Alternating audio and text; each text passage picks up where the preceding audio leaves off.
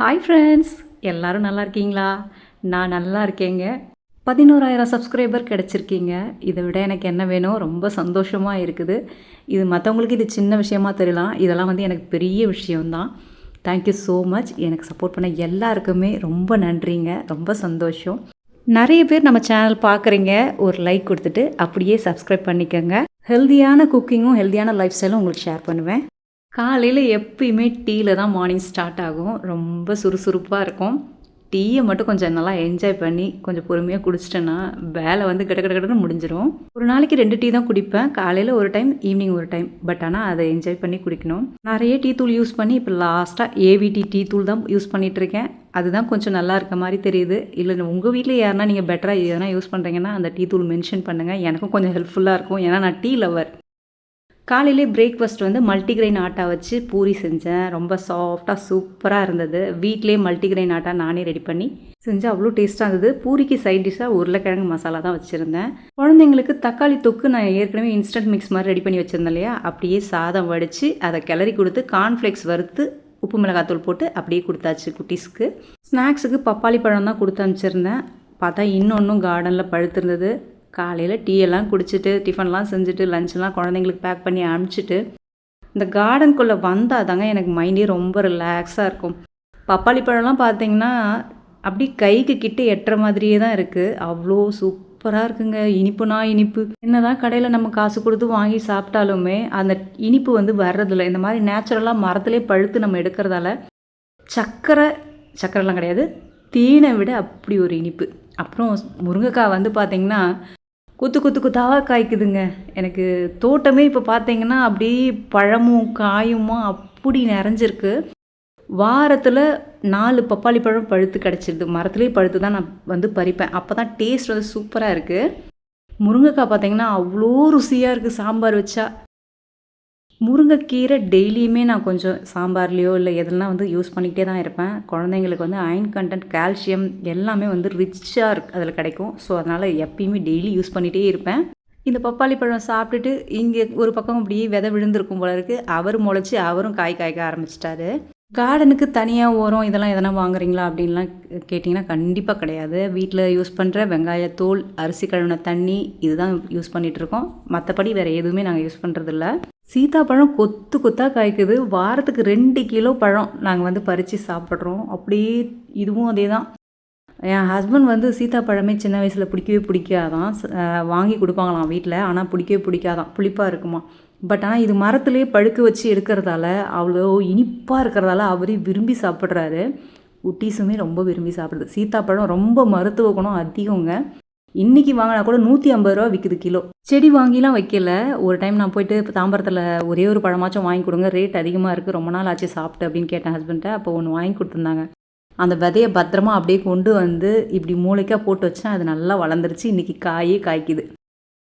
சீதா நம்ம கேன்சரே குணப்படுத்தும். அதுவும் இல்லாமல் விட்டமின்ஸ், மினரல்ஸ் ரொம்ப அதிகம்.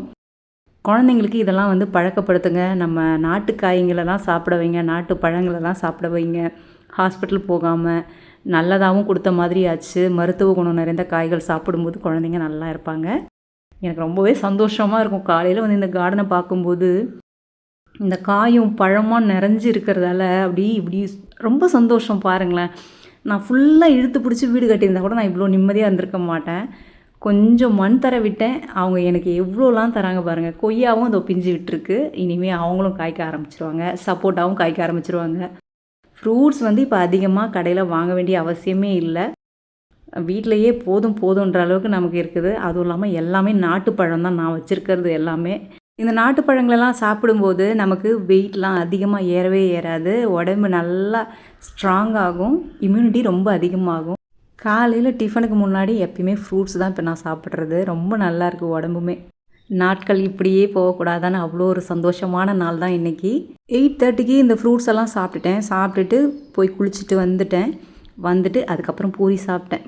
நெக்ஸ்ட் என்ன ரெஸ்ட்டு தான் அப்படின்னு நினச்சா, ஐயோ சக்தி 2 மாதமாக பால் ஏடு சேர்த்து வச்சுருந்தமே எடுக்கவே இல்லைன்னு அப்படின்னு தோணுச்சு. அதுக்கப்புறம் ஃப்ரீசர்லேருந்து பால் ஏடுலாம் எடுத்து வச்சு அதுக்கு ஐஸ் க்யூப்ஸும் வேணும் கண்டிப்பாக. அப்போ தான் வெண்ணெய் நல்லா திரண்டு வரும். இல்லைன்னா ரொம்ப எவ்வளோ நேரம் மிக்சியில் நம்ம அடித்தாலுமே வெண்ணெய் திரண்டு வராது.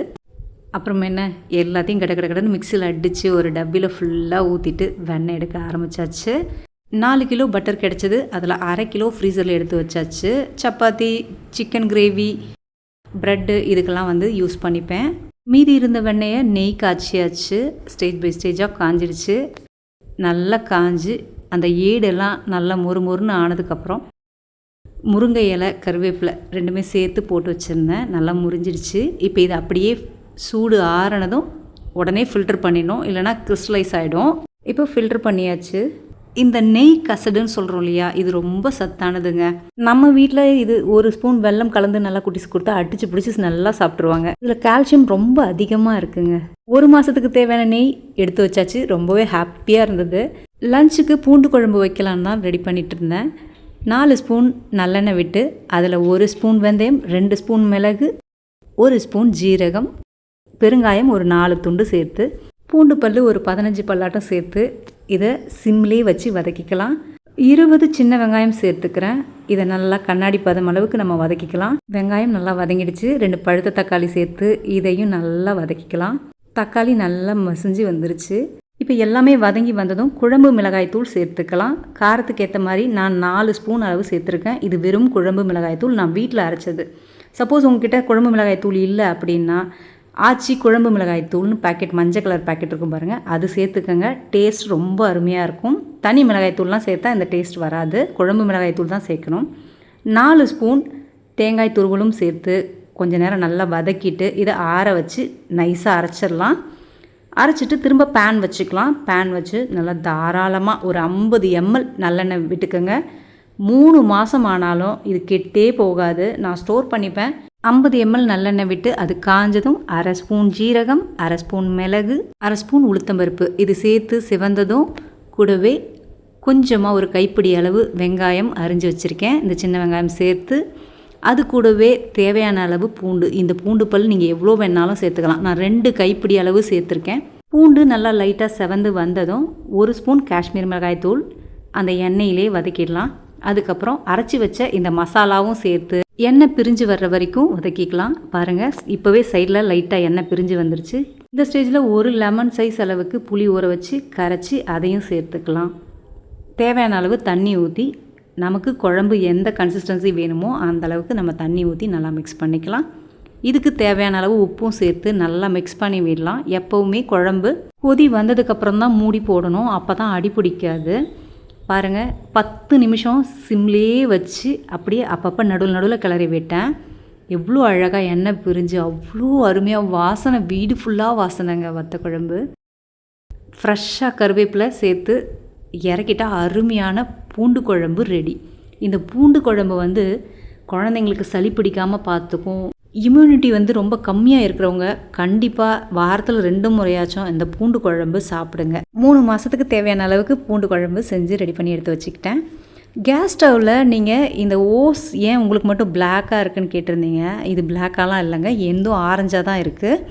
ஆக்சுவலாக வந்து நம்ம சமைக்கும்போது என்ன தான் நம்ம அந்த ஓஸை வந்து க்ளீன் பண்ணாலும் அந்த எண்ணெய் படிஞ்சு ஒரு மாதிரி கருப்பாக அசிங்கமாக இருக்குது. அதனால் பிளாக் கலர் டேப் இருக்குல்ல, ஒயரிங் டேப்பு, அந்த டேப் வந்து நம்ம சுற்றி வச்சுட்டேன். இப்போ க்ளீன் பண்ணுறதுக்கு ரொம்ப ஈஸியாக இருக்குது. அப்படியே துணியை போட்டு தொடச்சி விட்டுற வேண்டியது தான். ஒன்றும் கரையும் படியாமல் அவ்வளோ அழகாக இருக்குது. லஞ்செல்லாம் சாப்பிட்டு 3 மணி நேரம் நல்லா படுத்து நல்லா ரெஸ்ட் எடுத்தாச்சு. குட்டீஸ் வந்ததுமே ஸ்நாக்ஸ் கேட்பாங்க. இன்றைக்கி நல்லா தூங்கிட்டேன். நெய்யெல்லாம் எடுத்ததால் ரொம்ப வேலை இருந்ததால் இன்றைக்கி சிம்பிளாக ஈஸியாக ஒரு ஸ்நாக். அவள் நல்லா வறுத்து ஒரு டப்பியில் ஏற்கனவே வச்சுருந்தேன். இப்போ தூங்கி எழுந்திரிச்சதும் அதை நல்லா 2 டைம் வாஷ் பண்ணிவிட்டு 4 ஸ்பூன் வெல்லம் சேர்த்து காய்ச்சின பால் சூடாக அப்படியே சேர்த்துடலாம். அப்போ தான் அவள் நல்லா ஊறும். சூடோடு மூடும்போது தான் நல்லா ஊறி வரும். பசங்களுக்கு கடுக்கு முடுக்குன்னு இல்லாமல் நல்லா சாப்பிட்றதுக்கு நல்லாயிருக்கும். இது ஒரு 1/2 hour அப்படியே மூடி வச்சிடலாம். என்ன வேணும்? இல்லையே, நீ தான். நான் செய்வே இல்லையே, எதுவுமே செய்யலை. முதல்ல ஸ்நாக்ஸ் அதுக்கப்புறம் என்ன சொல்லு. இது முதல்ல ஸ்நாக்ஸ்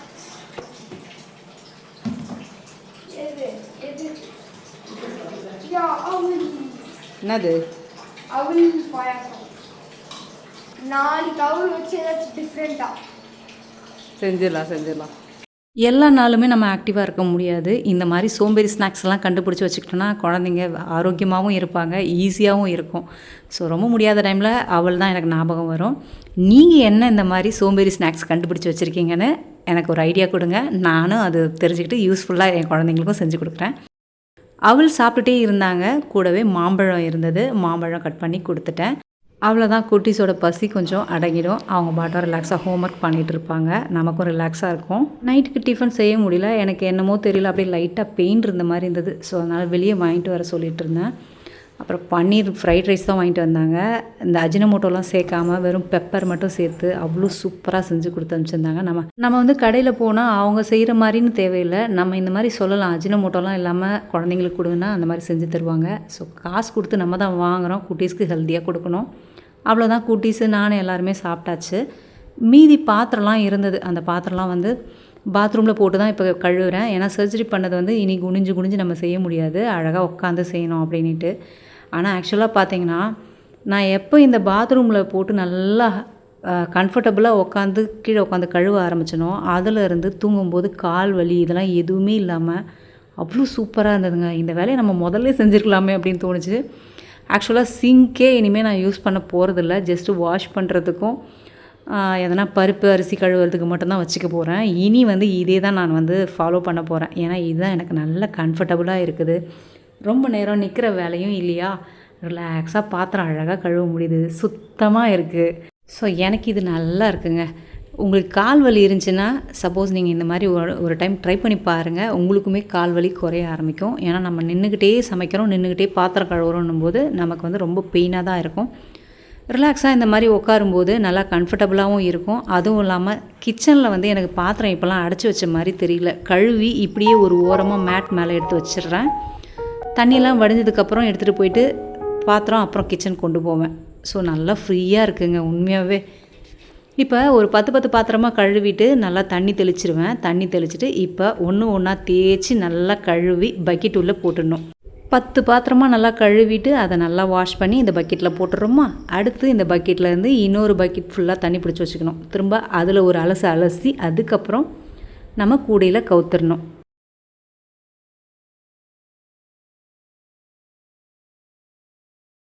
சிங்கில் கழுவுறத விட எனக்கு என்னவோ இது ரொம்ப ஈஸியாக இருந்தது. சீக்கிரமாக கழுவி முடிச்சிட்ட மாதிரி இருந்தது. உடம்பு பெயினே தெரியல. கழுவி முடிச்சுட்டு எல்லா பாத்திரத்தையும் எடுத்து ஒரு மேட் மேலே வெளியே வச்சாச்சு. வச்சுட்டு நல்ல ஒரு தென்னந்தொடப்பம் எடுத்து அப்படியே பாத்ரூமையும் வாஷ் பண்ணி விட்டுட்டோன்னா வேலை முடிஞ்சுது. சிங்கை கழுவி சிங்கோட மேடையெல்லாம் கழுவி அப்பப்பப்பா க்ளீன் பண்ணுறதுக்குள்ளே ஓவர் வேலையாக இருக்கும். எதனா கழுவணுமா, அப்படி எடுத்து வச்சோமா, பாத்ரூமை தொடப்பம் போட்டு க்ளீன் பண்ணோமா, அவ்வளோதாங்க முடிஞ்சு போச்சு. ரொம்ப ரிலாக்ஸாக இருந்தது. சர்ஜரி பண்ணி எப்படி நீ சமாளிக்கிற அப்படின்னு கேட்டிருந்தீங்க. ஸோ இப்படி தான் ஒன்றா சமாளிக்கிறேன். அவ்வளோதான், எல்லா வேலையும் முடிஞ்சிச்சு. இப்போ நான் உங்களுக்கு கிச்சன் எப்படி இருக்குதுன்னு காமிக்கிறேன். கிச்சன் பார்த்திங்கன்னா அப்படியே இருக்கும். சாயந்தரம் தொடச்சி வச்சேன் இல்லைங்களா, அது அப்படியே இருக்கும். ஏன் அப்படின்னா நம்ம அங்கே தான் பாத்திரமும் கழுவலை, சிங்க்லேருந்து தண்ணியும் ஊற்றாது, மேடையும் கழுவுற வேலை இல்லையா, அதனால் பாத்ரூமும் இதோ க்ளீனாக ஆகிடுச்சு. ஜஸ்ட்டு தொடப்பு போட்டு கழுவுனது தான். எங்கள் ஊர் பக்கம் எங்கள் வீட்டிலலாம் சிங்கே கிடையாது. வெளியே தோட்டத்தில் தான் போட்டு நாங்கள் அதில் உட்காந்து தான் கழுவுவோம். அவ்வளோ ரிலாக்ஸாக இருக்கும். ஸோ அந்த மாதிரி ஒரு ஃபீல் தான். அடடா நம்ம ஏன் சிங்க் வச்சோம், அதுக்கு பதில் நம்ம தோட்டத்து பக்கம் ஒரு வழி வச்சுருந்தா தோட்டத்திலே போட்டு கழுவிருக்கலாமே அப்படி தான் யோசிச்சுட்டு இருந்தேன். ஆடம்பர வாழ்க்கையை விட இந்த சிம்பிளான லைஃப் ஸ்டைல் பார்த்திங்கன்னா அப்படியே மைண்டு அந்த அளவுக்கு ரிலாக்ஸாக இருக்குது. நம்மளுடைய தேவைகள் எவ்வளோக்கு எவ்வளோ நம்ம குறைச்சிக்கிறோமோ அந்த அளவுக்கு நம்ம ரிலாக்ஸ் ஆகிக்கலாம். என்னதான் மாடர்ன் கிச்சன் அது இதுன்னு வந்தாலுமே உங்களுக்கு மெயின்டெனன்ஸ், அதை க்ளீன் பண்ணுறது, அதுதான் உங்களுக்கு வந்து டைம் இன்னும் எக்ஸ்டெண்ட் பண்ணும். நான்லாம் கிச்சனில் இன்னும் எக்ஸாஸ்டர் மட்டும் தான் யூஸ் பண்ணுறேன், மற்றபடி மாடர்ன் கிச்சன்லாம் இல்லை. ஒரு நாளைக்கு இவங்களுக்கு நைட்டுக்கு மட்டும்தான் நான் சாப்பாடு போட்டுறேன். இவங்களுக்கு சாப்பாடு போட்டால் தான் என்னால் நைட்டில் நிம்மதியாக தூங்க முடியும். இல்லைனா எனக்கு நிம்மதியாக தூக்கமே வராது. எப்போ வருவாங்க, இந்த மழைலாம் வந்து ரொம்ப அதிகமாகிடுச்சுன்னா அந்த டைமில் வந்து எங்கன்னா போய் படுத்துப்பாங்களா, வரமாட்டாங்க. மழை நின்னதுக்கப்புறம் திரும்ப வெளியே எட்டி பார்த்தா உக்காந்துட்ருப்பாங்க. இவங்களுக்கெல்லாம் சாப்பாடு போட்டுட்டு அதுக்கப்புறம் தான் திரும்ப நான் வந்து தூங்குவேன். அது வரைக்கும் எட்டி எட்டி பார்த்துட்டு தான் இருப்பேன். டைம் 9:30 ஆகிடுச்சு. எல்லோரும் போய் படுத்துட்டாங்க. நானும் போயிட்டு படுக்கலாம் அப்படின்ட்டு கிளம்பிட்டேன். அவ்வளோதான், எல்லா வேலையும் முடிஞ்சிச்சு. போயிட்டு தூங்கலாம். மாடியில் தான் 2 பெட்ரூமுமே இருக்குது. கீழே வந்து பெட்ரூம் கிடையாது, ஹாலு கிச்சன் அது மட்டும்தான் இருக்குது. ஸோ அப்படியே மாடிக்கு போக வேண்டியதுதான். மாடிக்கு போனால் நல்ல மழைங்க, சரியான மழை. எப்படி சொல்கிறது, காற்றும் மழையுமா அப்படி இருந்தது. பார்க்கவே அவ்வளோ சூப்பராக இருந்தது. இது வந்து ஃபஸ்ட் ஃப்ளோரு, இதுக்கும் பால்கனி இருக்குது. மொட்டை மாடிக்கு இப்படி போகணும், மேலே தான் மொட்டை மாடி. நிறைய பேர் ஹோம் டூர் போடுங்கன்னு கேட்டிருந்தீங்க. கண்டிப்பாக ஒரு டைம் போடுறேன், கொஞ்சம் டைம் கொடுங்க. ஏன்னா ஒரு ஆள் எடுக்கிறதுக்கு வேணும், வீடியோ எடுக்கிறதுக்கு, அதான் முடியல.